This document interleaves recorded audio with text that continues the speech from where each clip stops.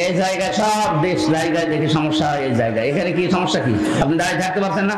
কথা বলবেন না, আবার কথা বলেন। ইশারা দেওয়া যাবে না। না না, ওর বিবেক না থাকলে ইশারা দিয়ে কি করবেন? হয়তো গন্ডার চামড়া নিয়ে আসছে। কে বলে শ্বশুর বাড়ি যাচ্ছিল, গন্ডার দেখে রাস্তার পাশে কাতুকুতু দিয়েছে, না কোনো হাসি নেই। 2-3 দিন শ্বশুর বাড়ি থাকার পরে আসার সময় ওই রাস্তা দিয়ে দেখে গন্ডার হাসতেছে। কি গো, 3 দিন আগে কাতুকুতু দিলাম, আজকে হাসতেছো? গন্ডার বলছে, ভাই 3 দিন সময় লেগেছে আমার কাতুকুতু লাগতে। তো ও তো একটা গন্ডারের মতোই। আপনি দেখেন কত মানুষ এখানে বসে আছে আর ও এখনো কথা বলছে। কি আশ্চর্য গো, কথা বলবেন না ভাই? মানুষ না সেইতাম। গত পরশুদিন আমি মৌলভীবাজার ছিলাম। এই যে হেলিকপ্টারে ওরা দিয়ে গেল মাহফিলের এই সময় মেনটেন করার কারণে, হেলিকপ্টার দেখলে দেখলাম কুত্তা দূর থেকে তেড়িয়ে আসতেছে। পাইলট ওপরে বলছে, হুজুর একই কুকুর না আওয়ামী লীগ। এখন ওরা আসলে নেই তো, কুকুর দেখে মনে করছে যে মানে এইটাই ওইটা। এখন আমার ওরে আবার ওইটা বলা লাগবে নাকি? আমি আশা করছি আপনি কথা বলবেন না ভাই। মঞ্চে বসা সর্বজন শ্রদ্ধাভাজন ব্যক্তিবর্গ, বিশেষ করে আব্দুল ওয়াহাব ভাই, আপনাদের এলাকার সন্তান, বিভিন্ন রাজনৈতিক দলের নেতা এবং কর্মীরা বসে আছে এই মাহফিলে। সামনে বসা মুসলমান ভাইরা, পর্দার আড়ালের সম্মানিতা মা এবং বোনেরা, প্রশাসনের ভাইরা, প্রাণ প্রিয় ঝিনাইদহবাসী, আমি আজকে একটা নতুন বিষয় আলোচনা করব বসেছি। আল্লাহ যেন আমাকে তাওফিক ভিক্ষা দেন। আমিন। সুবহানাকা লা ইলমা লানা ইল্লা মা আল্লামতানা ইন্নাকা আনতাল আলিমুল হাকিম। এটা ক্লাস চলছে। আমরা বিশ্ববিদ্যালয়ে ক্লাস করেছি 45 মিনিট, 50 মিনিট ক্লাস নিত শিক্ষকরা। আমরা 1 ঘন্টা 15-20 মিনিট ক্লাস নেব। থাকবেন তো ইনশাআল্লাহ? ক্লাসটা একটু লম্বা হবে, তারপরও আমরা বোঝানোর চেষ্টা করব কোরআনে কারীম থেকে। আমা তাওফীকি ইল্লা বিল্লাহ। যে আল্লাহ আমাদেরকে অনুষ্ঠানে নিয়ে আসলেন, কি সুন্দর করে সাজিয়েছেন, দেখতে পাচ্ছেন না? নিজেদের বাড়ি ঘরে এরা এত সুন্দর করে সাজায় না। নবীজি জানিয়েছেন 3টা জায়গায় যদি কেউ টাকা পয়সা খরচ করে, কিয়ামতে আল্লাহর সামনে দাঁড়িয়ে জবাব দেওয়া লাগবে না। তার ভেতরে 1 নম্বরে যারা কোরআন প্রচারে টাকা পয়সা ব্যয় করে। এখানে সুযোগ পেলেই অন্তত 5টা টাকা হলেও যেখানে কোরআনের প্রচার হবে, কোরআনের শিক্ষা হবে, সময় থাকতে দিয়ে দেবেন। কারণ চোখ বন্ধ হলে ওইটা আর দেওয়ার মতো কেউ থাকবে না। এই কথা বলে না কেন? যারাই আমরা আছি প্রত্যেকে নিজের হায়াতের জীবনে কোরআনের সাথে সম্পৃক্ত এমন কিছু কাজ করা দরকার। আহলুল কোরআনি হুম আহলুল্লাহি ওয়া খাসাতু। যারা কোরআনওয়ালা মানুষ এরা আল্লাহওয়ালা মানুষ, আর এরা আল্লাহর পরিবারভুক্ত এবং খাস ব্যক্তি আল্লাহর কাছে। এই 15.5 বছরে প্রধানমন্ত্রীর কাছে কিছু কিছু খাস ব্যক্তি ছিল না? প্রধানমন্ত্রী, আমি এই 3 বারের প্রধানমন্ত্রী হয়েছে এই জন্য বলি নাই, উনি এর আগে একবার ছিলেন, তখন নির্বাচনের মাধ্যমে হয়েছিলেন। কিন্তু এই 3 বারে আর নির্বাচনের মাধ্যমে হয়নি। কথা বলে না কেন? সিলেকশন হয়েছে না ইলেকশন? সিলেকশন যেটা হয় এটা ভোট চোর বলে না? এই জন্য এই 3 বারের জন্য আমরা ওনার প্রধানমন্ত্রী বলি না, আর বলবো না। আর আমরা জানি এই 3 বারে, বিশেষ করে 8 সাল থেকে 24 সাল পর্যন্ত যারা নির্বাচন করেছেন, যেহেতু এটা নির্বাচন হয়নি, এটা চুরি হয়েছে, এই জন্য সাবেক এমপিও আপনি লিখতে পারবেন না। এখানে যিনি ছিলেন মারা গেছে, কয়বারের এমপি উনি? ওনারে বলা যায় উনি সাবেক এমপি, এটা বলা যাবে। কারণ এই 3 বারের বাইরে যারা, তারা এমপি, এটা বলা যায়। কিন্তু এই 3 বারে এরা চোর, সাবেক চোর বলা যাবে। কারণ চোর আবার 2 প্রকার, একটা হচ্ছে সিসকে চোর আর একটা জাইজেল চোর। এই যে যারা মুরগি চুরি করে, মানুষের পকেট চুরি করে, এগুলো কি সিসকে চোর।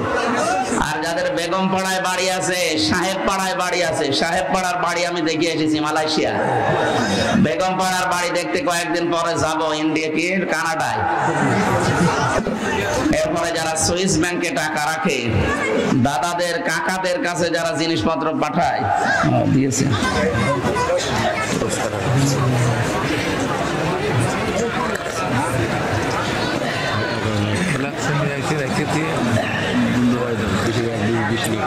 ঠিক আছে, আপনি কাউকে দিয়ে দেন। এখানে দাঁড়িয়ে কি কিছু দেখছেন? বসেন। আরে চলে যাচ্ছে কি সমস্যা কি? আর কিছু লাগবে না, কে কা আবার কে চা খাবে? বসেন, আমার আর লাগবে না অন্তত, ইনশাল্লাহ। সুতরাং আমরা যেটা বোঝাতে যাচ্ছি ক্লাস আকারে, আপনি যেন ছাত্রের মতো জবাব দেন। 1 2 ছেলে মেয়েরা জবাব দেয়, দেখেছেন? বুঝলেও দেয়, না বুঝলেও হা করে ওঠে, এইভাবে করে ওঠে। আমি আমার এই ছোট মেয়েটা কেবল প্লেতে পড়ে ওরে ক্লাসে দিতে গিয়েছিলাম, বাইরে দাঁড়িয়ে আছি, শিক্ষিকা কি যেন বোঝাচ্ছে দেখলাম, ও তো কি বোঝে না বোঝে আন্দাজ হা করে উঠে। এইরকমই দরকার, বুঝুক না বুঝুক অন্তত যেন হা করে উঠবেন, নাকি? তাহলে এই সমস্ত চোরগুলো যারা, এদেরকে এমপি বললে এমপি শব্দের অবমাননা হয়। কারণ আপনি তো এমপি না, আপনি এটা সাবেক এমপি লেখেন কোন কারণে? আপনি এদেশের ঘোড়াকেও যদি জিজ্ঞাসা করেন যে 15.5 বছরে কি নির্বাচন হয়েছে, ঘোড়াও হাসবে, রে কি বলে একটা কথা বললে। অথচ 8-10 দিন আমরা লক্ষ্য করছি যারা 2 বোন একসাথে পালিয়েছে, ওনারা কিন্তু বিভিন্ন মোড়লদের কাছে এখন ধর্ণা দিচ্ছে যে আমরা নির্বাচিত ছিলাম, আমাদেরকে উৎখাত করা হয়েছে। এটা ডাহা মিথ্যা কথা। একটা হাসি মানুষ এরকম মিথ্যা কথা বলতে পারে? তো সারা জীবনই মিথ্যা বলছে, হাসি কি আর বাজি কি। তারপরও আমরা যারা হাসি আছে আমাদের গায়ে লাগে, তো এই কারণে কষ্ট লাগে। মানুষ ওনারে পাঁজি বলে ডাকে, শেষে এটা আমাদের অসে পড়ে, এই যে হাসি, এইটা হাসি, হাসি না? এই জন্য আমরা চাই যেন হাসি যারা, এটা মিথ্যা কথা বলেন না। তাম দুনিয়া আপনার কথা মানুষ জানে। আপনি নিজেই ফোন করেন এক একজনের কাছে, নিজেই রেকর্ড করেন, নিজেই এডিটিং করেন, নিজেই ফাঁস করে দিন মানুষের ভেতরে আন্দাজে ভয় ঢোকাতে। ফেসবুকের কোনো কথা বিশ্বাস করবেন না। বাংলাদেশের ঝিনাইদহ জেলার শৈলকুপায় মনে হয় স্যারের বাড়ি, সাজ্জাদ হোসেন, এই যে ডিএমপি কমিশনার হয়েছে, কালকে যেখানে ছিলাম এই যে পাশে সাউদিয়া, ওখানকার একজন এসপি আছে জাহাঙ্গীর আলম, উনি এখন এই যে মৌলভীবাজার জেলা বললাম ওখানকার এসপি। এই বৈষম্যের শিকার হয়ে এতদিন বাইরে ছিল, আল্লাহ এখন দায়িত্ব তারে দিয়েছেন। উনি আমাকে বলছিল যে হামজা ভাই, আপনি সারা দেশে কথা বললেন, এই কথাটা মানুষকে জানাবেন যে এই যে যারা ফেসবুকের কথা শুনে গুজবে কান দিয়ে উস্কানিতে পা দিচ্ছে, এরা যেন এটা বন্ধ করে। কিচ্ছু হয়নি, এদেশে সব ঠিক আছে। ষড়যন্ত্র যারা করছে, এদের ষড়যন্ত্র বন্ধ হয়ে যাবে। কেন বন্ধ হবে বলেন তো? ভালো করে খেয়াল করে, আমি মিলিয়েছি। কোরআনে কারীম সূরা নমল 19 নাম্বার পারার 20 নাম্বার পৃষ্ঠার 6 নাম্বার লাইনের 50 নাম্বার আয়াতে আছে। এটা তাফসীরে হাক্কানিতে পাবেন। আল্লাহ পাক বলেন, ওয়া মাকারু মাকারা ওয়া মাকারনা মাকারা ওয়া হুম লা ইয়াশউরুন। খুব খেয়াল করে শব্দগুলো মিলাবেন। আল্লাহ বলেন ষড়যন্ত্র করেছিল, মাকরন মাজদার দিয়েছেন। নবী আপনি জানেন এদের ষড়যন্ত্র কেমন। ফাকাদ মাকারু মাকরাহুম ওয়া ইনদাল্লাহি মাকরুহুম ওয়া ইন কানা মাকরুহুম লিতাযুলা মিনহুল জিবাল। সূরা ইব্রাহিমের ভেতরে আল্লাহ আয়াতগুলো দিয়ে জানিয়েছেন, হে নবী ওদের ষড়যন্ত্র এমন কঠিন এবং ভয়ঙ্কর ছিল, এত মজবুত ষড়যন্ত্র ওরা করেছিল যে পাহাড় পর্যন্ত তার জায়গা ছেড়ে দিয়ে চলে যাবে। শব্দের অর্থ খেয়াল করেছেন, কত ভয়ঙ্কর শব্দ আল্লাহ দিয়েছেন, যে পাহাড় পর্যন্ত ওদের ষড়যন্ত্রের কারণে নিজের জায়গা ছেড়ে দিয়ে চলে যাবে। অথচ পাহাড় বুঝি না আমরা। আল্লাহ পাক বলেন, ওয়া ইলাল জিবালি কাইফা নুসিবাত। আপনি পাহাড়ের দিকে একটু তাকান না কেন? এ পাহাড়কে আমি জমিনের ভেতরে ব্রেক করে গেঁথে দিয়েছি, ব্রেক স্বরূপ এটা গজাল ব্রেক। এই যে এই কাঠের উপরে ব্রেক মারা আছে, এই যে ব্রেক দেখা যাচ্ছে, এই ব্রেকের মাথাটুকু শুধু দেখা যায়, ভেতরে যা আছে এ উপরের এই মাথার চাইতে কি কম না বেশি? বেশি মানে 20 ভাগ বেশি। ভেতরে কাঠের ভেতরে যদি 20 ভাগ প্রবেশ করে, উপরে হয়তো 1 ভাগ একটু একটু ব্রেক। সামনে যে ভেসে আছে মাত্র 1 ভাগ, 19 ভাগ নিচে গেড়ে গেছে। আল্লাহ পাক বলেন জমিনে আমি পাহাড় গুলো ঠিক এভাবেই লাগিয়ে দিয়েছি যেমন নড়াচড়া না করে। কারণ পাহাড় আমরা দেখতে পাই, যেটা কয়েকদিন আগে পঞ্চগড়ে থেকে তাকালাম হিমালয়ের দিকে 36,000 ফিট, এদের জন্য মাটির উপরে থাকে। সৌদি আরবে এমন এমন পাহাড় যেখানে নবীজি লুকিয়েছিলেন, ওটা 3.5 ঘন্টা সময় লেগেছিল আমারই 16 সালে, তখন আর একটু শক্তি ছিল। আমি রমজানে আমি এবার গিয়ে একা একা ওই সময় উঠেছিলাম, এখানে কোরআনে কারীম নাজিল হয়, ওই সময় লেগেছিল 1 ঘন্টা 5 মিনিট। এত বড় বড় পাহাড় যেখানে উপরে, তাহলে নিচের চাইতে যদি 20 ভাগ বেশি গেড়ে দেওয়া থাকে, তো পাহাড় নিচে আছে কত? এই পাহাড় পর্যন্ত নড়ে যাবে, টলে যাবে, নিজের জায়গা ছেড়ে চলে যাবে, এমন ষড়যন্ত্র করেছিল কাফেররা।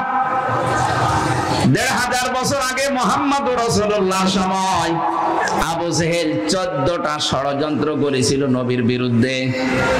এটা সিরাত ইবনে হিশামের ভেতরে পাবেন। আর এই 15.5 বছরে যারা 2 জন পালিয়েছে, ওনাদের ষড়যন্ত্র আমি হিসাব করে পেয়েছি 15টা। তাহলে আবু জেহেলের চাইতে 1 কাঠি উপরে। ফেরাউনের জীবনী পড়েছিলাম, ওই সময় সে 6 জন জাদুকরকে হত্যা করেছিল। কেউ লিখেছে 7 জন। 7 জন জাদুকর হযরত মুসা আলাইহিস সালামের প্রতি ঈমান আনার কারণে তাদেরকে সে হত্যা করেছিল। হত্যা বলতে তার প্রথমে 1 হাত কেটেছে, 1 পা কেটে দিয়েছে। কথা বলতেছেন ভালো করে বোঝেন। 1500 বছর আগে না, এটা আবার হাজার হাজার বছর আগের কথা।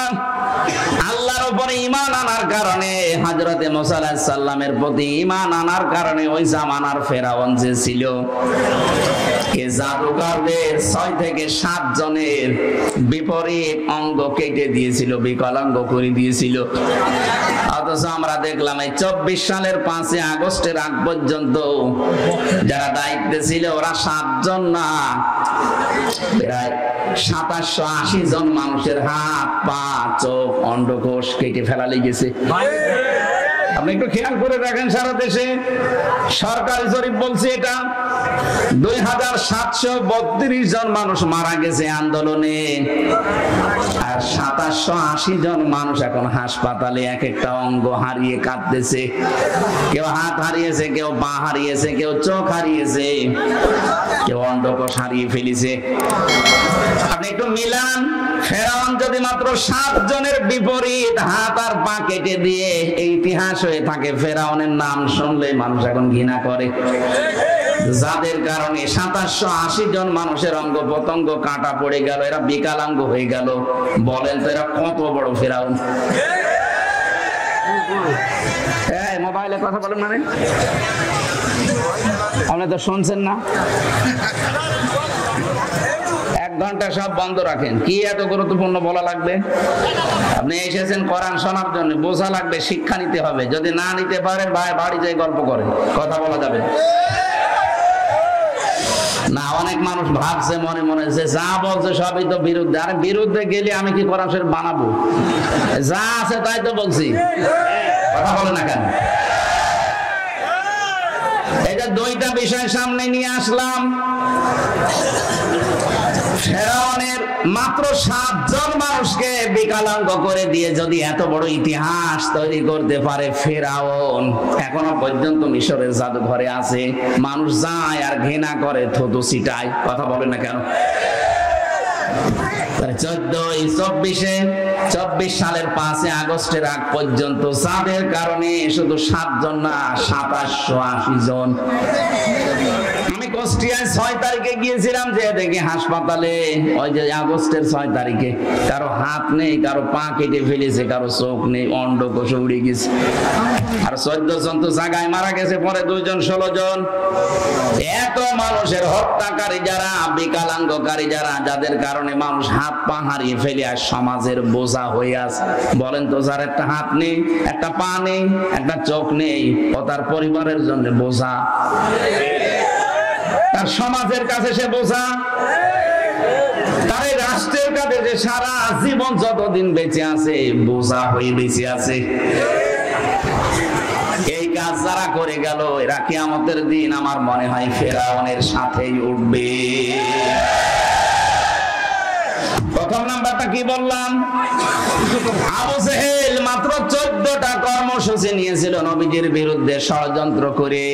এই জন্য আবু জেহেলের নাম আজ পর্যন্ত কেউ রাখেনি এই 1500 বছরে। আমি কত ইতিহাস পড়ে দেখেছি, কেউ ছেলের নাম আবু জেহেল না। জাহাল হক আছে একজন, আবু জেহেল নেই।